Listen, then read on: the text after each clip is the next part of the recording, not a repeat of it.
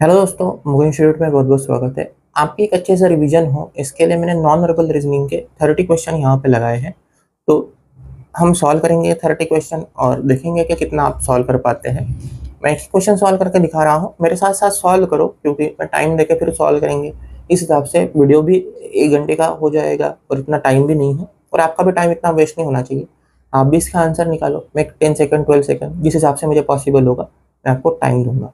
तो JEE paper two Bihar 2024 की अप्रैल attempt के लिए अच्छी रिवीजन होगी क्योंकि एग्जाम में 30-35 क्वेश्चन आते हैं। मैंने सारे क्वेश्चन मिक्स करके यहाँ पे लगा दिए हैं। जरूर इस टाइप के क्वेश्चन आपको एग्जाम में देखने को मिलेंगे।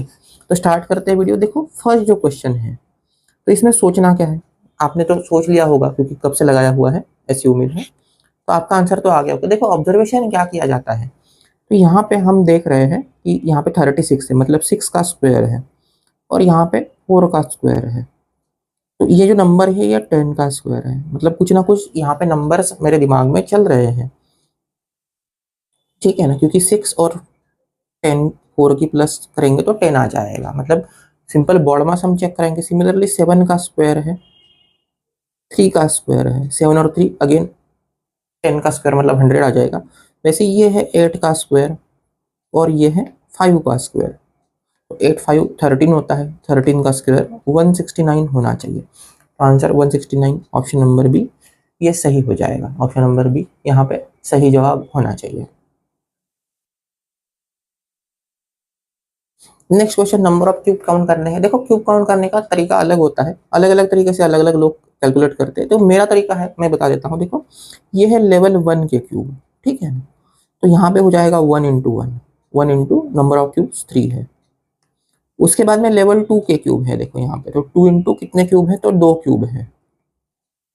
और लेवल 3 के क्यूब, तो लेवल 3 का एक का क्यूब है तो इंटू 1, तो ये सब आना चाहिए। तो 3 + 4 + 3 मतलब 10 आंसर होना चाहिए। आंसर नंबर 10, यहाँ पे 10 सही जवाब हो जाएगा। ये क्वेश्चन के लिए मैं आपको टाइम दे रहा हूँ, थोड़ा सा टाइम लो, सोचो, क्योंकि टिपिकल क्वेश्चन है। तो दोस्तों मोगन इंस्टीट्यूट आपके लिए जल्दी ही नाटा की क्लासेस भी लेके आ रहा है, नाटा की बैचेस भी स्टार्ट कर रहे हैं। तो आपको अगर नाटा की क्लासेस ज्वाइन करनी है तो मोगन इंस्टीट्यूट जरूर ज्वाइन कर सकते हो, क्योंकि मोगन इंस्टीट्यूट का रिजल्ट अच्छा होता है। हम रिलेवेंट चीज़ें सिखाते हैं जो एग्जाम में आएगा, उस हिसाब से आपका सिलेबस प्रिपेयर कराते हैं और जरूर आपका अच्छे से अच्छा रिजल्ट लेके आएंगे। तो ठीक है दोस्तों, अब देखते हैं इस क्वेश्चन को। क्वेश्चन में क्या बोल रहा है, इसको अगर मैं 4 क्वाड्रेंट में डिवाइड करूँ, इसको अगर मैं 4 क्वाड्रेंट में डिवाइड करूँ तो किस तरीके से ये डिवाइड होगा। थोड़ा छोटा कर लेते हैं, इसको 4 क्वाड्रेंट में कट किया जाए तो किस तरीके से इसको डिवाइड करेंगे।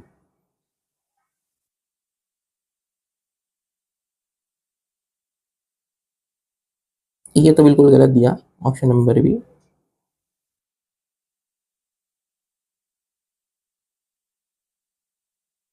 ऑप्शन नंबर सी थोड़ा करेक्ट लग रहा है। ऑप्शन नंबर डी गलत है क्योंकि यहाँ पे ये पार्ट गलत है। और ऑप्शन नंबर ए में क्या दिक्कत है, ऑप्शन नंबर ए में ये जो बाहर के हैं, मतलब ये जो बाउंड्रीज है, ये मुझे गलत लग रही है, ये इन्होंने क्रॉस कर दी। तो ऑप्शन नंबर सी यहाँ पे करेक्ट हो जाना चाहिए मेरे हिसाब से। ऑप्शन नंबर सी ही सही होना चाहिए। नेक्स्ट आपको देखना है, नेक्स्ट इन सीक्वेंस क्वेश्चन होगा कि इस जगह पे क्या आ रहा है। थोड़ा सा सोचो, अच्छे से आंसर करो, क्योंकि आसान क्वेश्चन होते हैं, इतने हार्ड क्वेश्चन होते नहीं है। तो देखो लॉजिक क्या चल रहा है यहाँ पे, कि सर यहाँ पे लॉजिक किस तरीके से निकालेंगे, ये इंपॉर्टेंट है। देखो यहाँ पे 4 पार्ट है तो यहाँ पे ट्राइंगल आ गया, मतलब 4 से 1 कम हो गया। वैसे यहाँ पे 6 पार्ट हुए तो पेंटागन आना चाहिए। तो पेंटागन वाले ऑप्शन निकालते हैं। तो ये हेक्सागन है, ये स्क्वायर है और ये सर्कल है, तो पेंटागन वाला ऑप्शन, ऑप्शन नंबर बी सही हो जाएगा। Which of the following composition best suitable for variety. Variety क्या होती है, जो सारे अलग अलग चीजें होती है। तो यहाँ पे अलग अलग कहाँ दिख रहा है, तो ऑप्शन नंबर बी में अलग दिखेगा। ये सेम है तो ये रिदम हो जाएगा, अल्टरनेट रिदम। ये इम्फसाइज है और ये पैटर्न है। सेम है, सारे के सारे पैटर्न है। रिदम मतलब एक पैटर्न रिपीट हो रहा है। यहाँ पे वैरायटी है, ट्रायंगल भी है, स्टार भी है, स्क्वायर भी है, तो ये वैरायटी ऑप्शन नंबर बी यहाँ पे सही हो जाएगा। नंबर ऑफ रेक्टेंगल यहाँ पे बोल रहा है कि कैलकुलेट करो, तो एक बार आप कैलकुलेट करो, थोड़ा सा टाइम लो और मुझे आंसर आप बता सकते हो क्या है क्या नहीं है। और आपका आने के बाद आंसर देखते हैं। बहुत सारे बच्चे इसमें एक गलती काफ़ी अच्छे से करते हैं और वो आंसर देंगे आंसर नंबर 20। ठीक है ना, आंसर नंबर 20, ये बहुत सारे बच्चे इसको आंसर करते हैं और काफ़ी गलत आंसर करते हैं। तो इसको थोड़ा सा देखते हैं कैसे सॉल्व करेंगे। देखो, रेक्टेंगल काउंट करने की ट्रिक क्या होती है, तो पहले ट्रिक समझ लेते हैं। फॉर एग्जाम्पल बोला जाए कि यहाँ पे रेक्टेंगल कैलकुलेट करके दिखा दो, तो क्या करेंगे, यहाँ पे नंबरिंग करेंगे 1 2 एंड 3, और यहाँ पे भी नंबरिंग करेंगे 1 एंड 2। तो इन 1 और 2 का सम होगा 3, 1 2 3 जो ऊपर वाले हैं इसका सम होगा 6। तो आंसर आएगा 6 × 3। तो ये मैंने 1/2 का लगाया, ये 1/1 का है, तो 1 2 3 4 इसका सम होगा 10। वैसे नीचे 1 2 3 4 इसका सम होगा 10, तो ये आएंगे 20। यहाँ तक तो बच्चे कैलकुलेट कर देते हैं, बट इन दोनों को भूल जाते हैं। तो ये +2, ठीक है ना, तो आंसर आएगा 22। 22 इज द करेक्ट आंसर होना चाहिए, 22 सही जवाब रहना चाहिए। नेक्स्ट मिरर इमेज निकालनी है। गलती से मैंने इसका आंसर दिखा दिया है, तो आप देख लो। ऑप्शन नंबर सी यहाँ पे दिख रहा है, तो मुझे सॉल्व करने की बहुत ज़्यादा ज़रूरत लग नहीं रही। फिर बाय मिस्टेक मैंने आंसर रख दिया था, इरेज करना भूल गया था। नेक्स्ट, अब देखते हैं इसका टॉप व्यू दिया है, गिवन क्या है, ये टॉप व्यू है और आपको पूछ रहा है कि फ्रंट व्यू क्या होगा।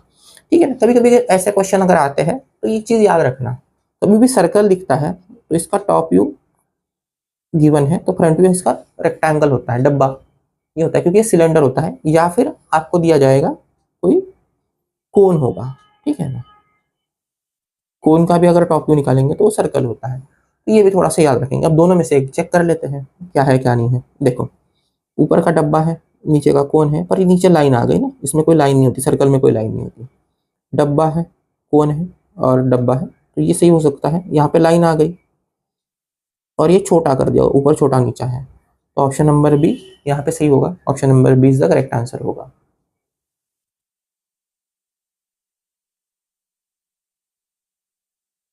नेक्स्ट देखते हैं।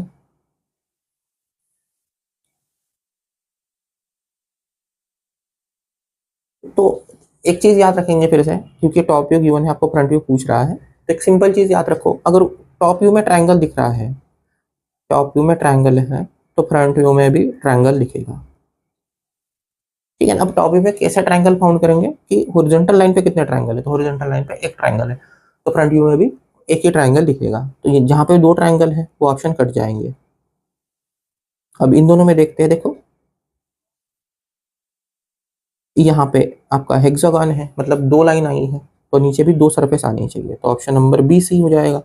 ऑप्शन नंबर डी हट जाएगा। ठीक है ना, ऑप्शन नंबर डी यहाँ से हट जाएगा।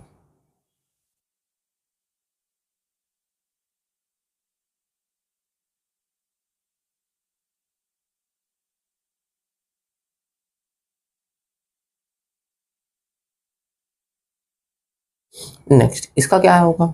देखो, ये ट्रेपेजियम है, फ्रंट व्यू में दो ट्रेपेजियम दिख रहे हैं, तो टॉप व्यू में भी दो ट्रेपेजियम दिखने चाहिए, या फिर टॉप व्यू में दो दिख रहे हैं तो फ्रंट व्यू में भी दो दिखने चाहिए। देखो, एक बेस है तो ये बेस हो जाएगा, ट्रेपेजियम है नहीं, ट्रेपेजियम है नहीं, इन दोनों में देखो इसमें एक्स्ट्रा तीन आ गए, यहाँ पे तो एक ही लाइन है, क्योंकि स्क्वायर ही है तो सिंगल रेक्टेंगल आएगा, तो ऑप्शन नंबर हो जाएगा ऑप्शन नंबर बी। ठीक है ना, option number B is the correct answer हो जाएगा।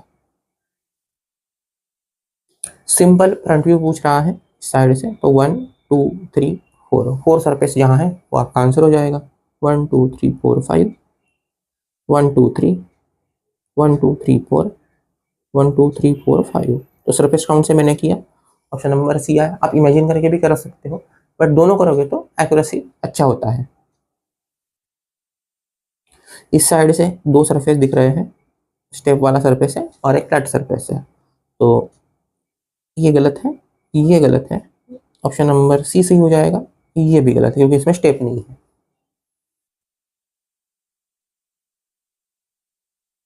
सेम इसका इस साइड से व्यू है, तो एक स्टेप, एक स्टेप और एक स्टेप, तो तीन सरफेस दिखने चाहिए, तो मेरे ख्याल से ऑप्शन नंबर डी सही हो जाएगा। तीन स्टेप प्रॉपर दिख रही है, यहाँ पे ज़्यादा है, यहाँ पे तीन और दिया है और ये कुछ ज़्यादा ही दे दिया, तो ऑप्शन नंबर डी यहाँ पे सही हो जाएगा। सेम टॉप व्यू भी निकालना है, तो टॉप व्यू से भी 1 2 3 4 सरफेस दिखने चाहिए, तो 4 सरफेस देख लेते हैं। 1 2 3 4 surface, option number C correct हो जाएगा। Option number C is the correct answer.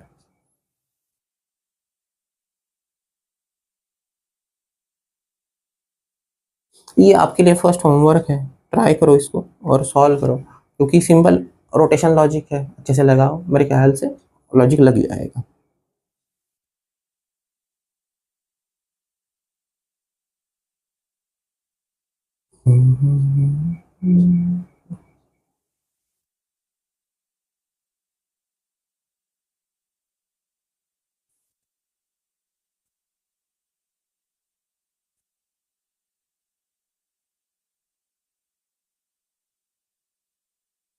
View पूछा जा रहा है कि इसका व्यू बताओ। फिर से मैंने बताया था, सर्कल अगर दिखता है तो आपको डब्बा दिखना चाहिए, एक ट्रायंगल दिख रहा है हॉरिजॉन्टल लाइन पे तो एक ट्रायंगल दिखना चाहिए। तो ऑप्शन नंबर मेरे ख्याल से सी करेक्ट होगा। सर्कल पे सर्कल कभी दिखता नहीं है और इसमें सरफेस कम दिया है। ऑप्शन नंबर ए नहीं आएगा, ऑप्शन नंबर सी आएगा। इजीली है, बना पाएंगे अगर बेसिक पता है तो। टॉप व्यू निकालना है, 1 2 3 4 एंड 5 सरफेसेस दिखने चाहिए, तो ऑप्शन नंबर ए सही हो जाएगा। बाकी सारे गलत दिए हैं। यहाँ पे 6 सरफेस दिया है, तो ये भी गलत है। Front view 3 surface, 1 2 and 3 surface दिखेंगे, तो सब में ही 3 सरफेस है, तो थोड़ा इमेजिन भी करना पड़ेगा। ये राइट कॉर्नर में है, तो ऑप्शन नंबर ए में राइट कॉर्नर है, बाकी सब में गलत कॉर्नर दिया हुआ है। ठीक है ना, कभी कभी इमेजिन करके कर लो, कभी कभी सरफेस काउंट से कर लो, तरीका अपना अपना होता है, एक्यूरेसी आनी चाहिए। ये आपके लिए अगेन होमवर्क है, क्योंकि फिट करना है खाली, समझाने जैसा कुछ नहीं है इसमें। होमवर्क है, सरफेस को फिट करो और आंसर करो। सरफेस काउंट करना है तो जनरल देखो बच्चों, सरफेस काउंट के लिए तरीके होते हैं। आप अगर डायरेक्ट तरीके से करते हो तो डायरेक्ट करो। देखो डायरेक्ट तरीका क्या है, 1 2 3 4 5 6 7 8 9 10 11 12 13 14, तो 14 नंबर ऑफ सरफेस हो जाएंगे। मेरा तरीका क्या है कैलकुलेट करने का, मैं ज़रा शांति से करता हूँ। जैसे टॉप से ले लिया 1 2 3 4, बॉटम से ले लिया, थ्रो एक सरफेस है तो 1, इस साइड से कर लिए 1 2 3, इस साइड से कर लिया 1 2 3 4, पीछे से देख लिया एक सरफेस है और इस साइड से देख लिया एक सरफेस है, तो ये आंसर होना चाहिए। तो इस हिसाब से अगर कैलकुलेशन करोगे तो आसानी से कैलकुलेट कर पाओगे। तो 5 है, 5 और 7 12, 12 और 2 14, तो 14 सरफेस यहाँ पे भी सही आ जाएगा। तो शांति से करोगे तो एक्यूरेसी बढ़ती है, बट आपको अगर स्पीड में करना है तो आप स्पीड में भी कर सकते हो, कोई दिक्कत है नहीं। अगेन ये सरफेस काउंट है, इसका मैं ट्रिक से करके दिखा देता हूँ। बहुत सारे बच्चे इसको गलत करेंगे, आप ट्राई करो, मैं एक 10 सेकंड देता हूँ, ट्राई करो।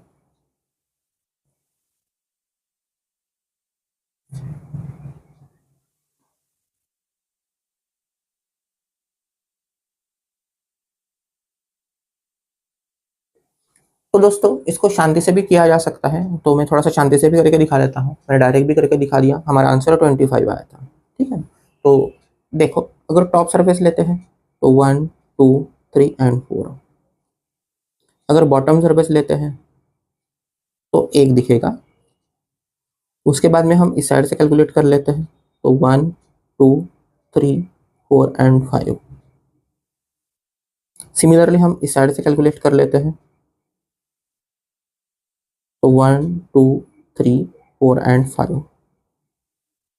उसके बाद में हम फ्रंट और बैक से कैलकुलेट कर लेते हैं। देखो फ्रंट से करेंगे तो 1 2 3 एंड 4, बैक से करेंगे तो 1 2 3 एंड 4, बैक से भी 4 है। और यहाँ पे 2 एक्स्ट्रा सरफेस है, जनरली बच्चे इसको भूल जाते हैं, बट भूलना नहीं है। ये है देखो 2 स्लांट सरफेस है ना, +2, तो आप टोटल करेंगे तो फिर से आपको 25 आंसर मिलेगा।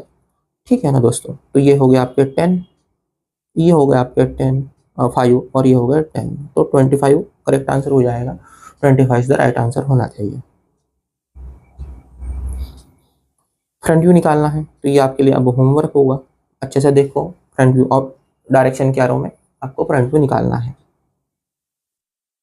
इसका भी फ्रंट व्यू निकालना है। अगेन इजी क्वेश्चन है। 1 2 3 4 एंड 5 सरफेस दिखने चाहिए। ये सेकंड लास्ट सरफेस तक आ रहा है, तो ये सेकंड लास्ट सरफेस और 5 सरफेस। ऑप्शन नंबर ए यहाँ पे सही हो जाएगा। मिरर इमेज है, तो मेरे ख्याल से ये गलत क्वेश्चन था। अगर आप अच्छे से देखेंगे तो ये गलत क्वेश्चन यहाँ पे दिखेगा।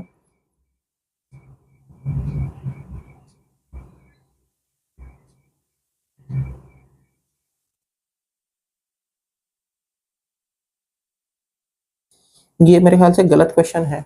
उनके प्रिंटिंग मिस्टेक थी एनटीए की तरफ से, मैंने लगा दिया है, बट स्टिल ये गलत ही क्वेश्चन मुझे लग रहा है।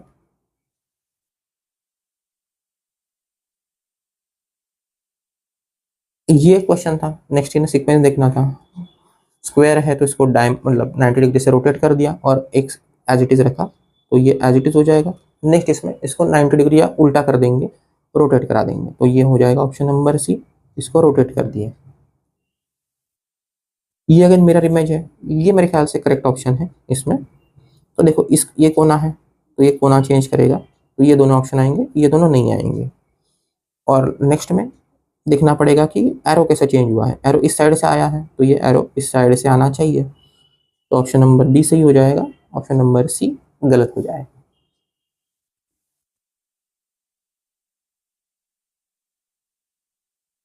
नेक्स्ट देखते हैं, प्रोग्रेस इसका बनाना है। तो देखो अगर मिरर इमेज आपको वर्ड में देते हैं तो काफ़ी आसान हो जाता है बेसिकली, क्योंकि आपको देखना है कि कौन सी वर्ड की फेसिंग चेंज हुई। फॉर एग्जांपल देखो पी इस साइड देखता है, तो पी ने इस साइड देखना चाहिए और लेफ्ट कोने से देखना चाहिए, तो ये गलत हो जाएगा।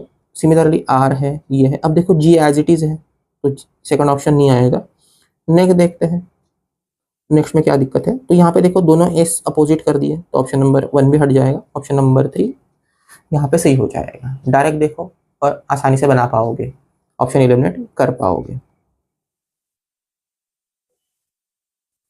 बच्चों को ये प्रॉब्लम काफ़ी फंसते हैं कि सर ये समझ नहीं आते हैं कैसे सॉल्व करना है। मैं तरीका बताता हूँ, अच्छे से तरीका समझ लो और एग्जाम में भी इसको अप्लाई करना है। तो ऑप्शन कुछ भी हो वो बाद में देख लेंगे, बट तरीका क्या है, एक ही तरीका यूज करना होता है। यहाँ पे डिफरेंस निकालो। फॉर एग्जाम्पल यहाँ पे देखो 9 का डिफरेंस आ गया। यहाँ पे अगर डिफरेंस निकालेंगे तो 11 का डिफरेंस है, नेक्स्ट में 13 का डिफरेंस है, मतलब और डिफरेंस चालू है। नेक्स्ट में डिफरेंस 15 का आना चाहिए, मतलब हम क्या करेंगे 51 में 15 को जोड़ देंगे, ठीक है ना। 51 में 15 को जोड़ देंगे, तो आंसर 66 आना चाहिए। ऑप्शन नंबर 2 यहाँ पे सही आना चाहिए। कोई भी क्वेश्चन हो, इधर एक बार डिफरेंस निकालो या फिर 2 टाइम्स डिफरेंस निकालो, आंसर सेकंड डिफरेंस में आ जाता है। तो ये तरीका सही है और इसी तरीके से सॉल्व करोगे तो आसान जाएगा। नेक्स्ट, बच्चों को ये भी क्वेश्चन नहीं आते हैं, कोडिंग डिकोडिंग के क्वेश्चन होते हैं, बच्चे जनरली फंस जाते हैं इसमें भी। तो समझ लो कैसे करना है। मैं सॉल्व करके नहीं दिखा रहा हूँ, खाली दिखा रहा हूँ कि कैसे हो सकता है, ठीक है ना। तो क्या करना होता है, ABCD लिख लो, ABCD EFG HIJ KLM NOP QRST UVWXYZ। मैंने ऐसा क्यों लिखा, क्योंकि ए के अपोजिट कभी कर दे दे, ए से जेड दे दे या फिर बी से वाई दे दे, इसके लिए मैंने अपोजिट लिखा है। अब हम ऑब्जर्वेशन करेंगे। तो क्या बोल रहा है, देखो एक्स से सी जा रहा है, ई से सी जा रहा है, तो एक छोड़ के एक आ गया, मतलब -1 हुआ। एक्स से जेड जा रहा है, मतलब ये भी +1 हुआ है। उसके बाद में एच से एफ आ रहा है, मतलब -1 है। उसके बाद में सी से ए आया, मतलब +1 -1 ये चालू है इसका मतलब। तो लॉजिक क्या है, +1 करो -1 करो, +1 करो -1 करो, ऊपर में पूरा फॉलो कराओ, नीचे में उसको अप्लाई करो।